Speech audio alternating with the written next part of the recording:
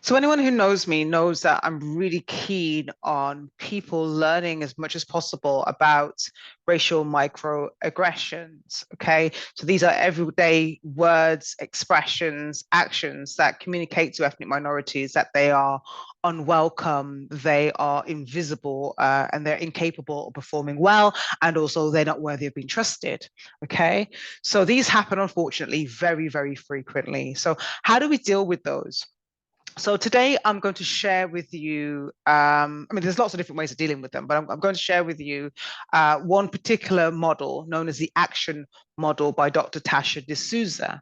Okay, and so this was designed to be used in a university context, but it can also be used, excuse me, in a variety of different types of organizations. Okay, so I'm just going to get my screen up and share with you this. Okay, the action model. So in order for let me go back. In order for this model to work to its best abilities, you have to have had a conversation with people beforehand. They need to know what microaggressions are. So it has to have been some learning around that. And they also need to know that as a way of combating those, there are going to be conversations about those microaggressions. So that agreement must be in place before you begin to utilize this. Otherwise, it would just be a disaster. You don't want to go there. Just make sure that happens before you even begin to think about doing this. So what you're doing essentially is you're opening up an inquisitive dialogue. What is that?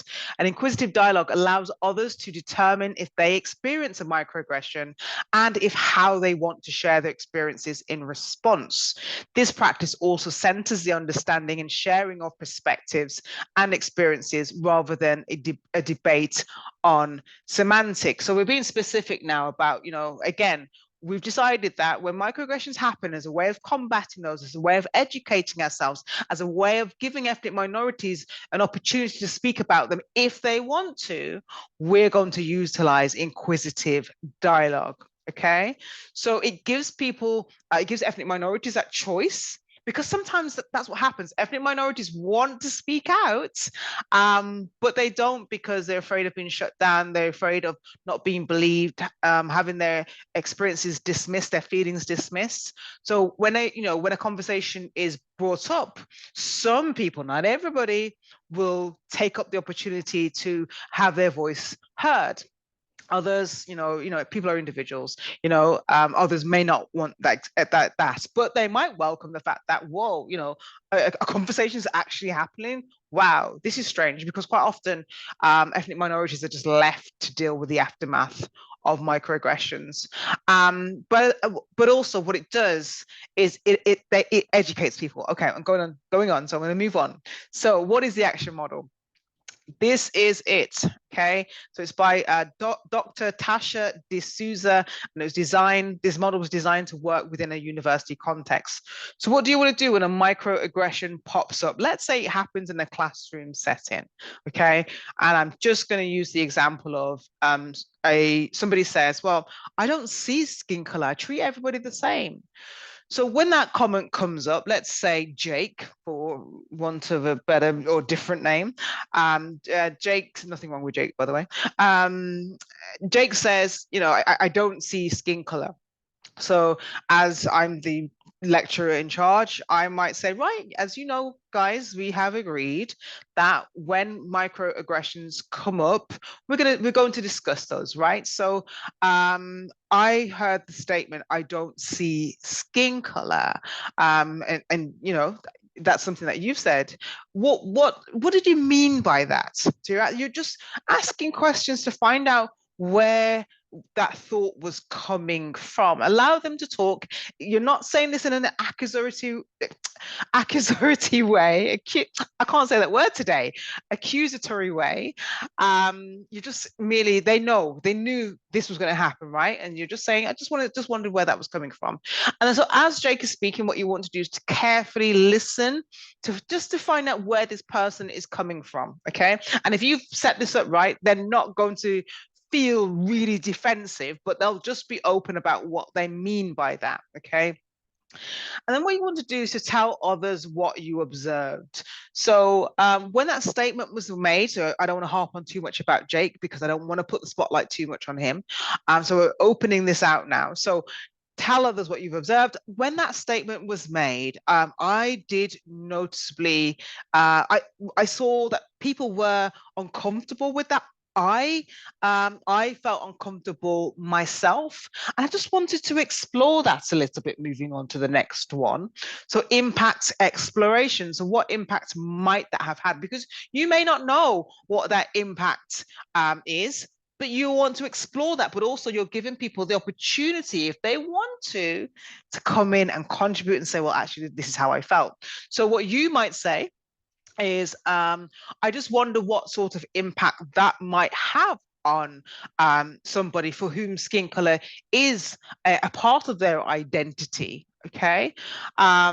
Because when your skin color is denied, often that means then people don't see the challenges that you face being from that particular race or ethnicity.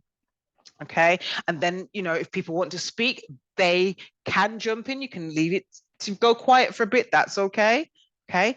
But if not, you continue. You then own your own thoughts and feelings around the impact. Okay.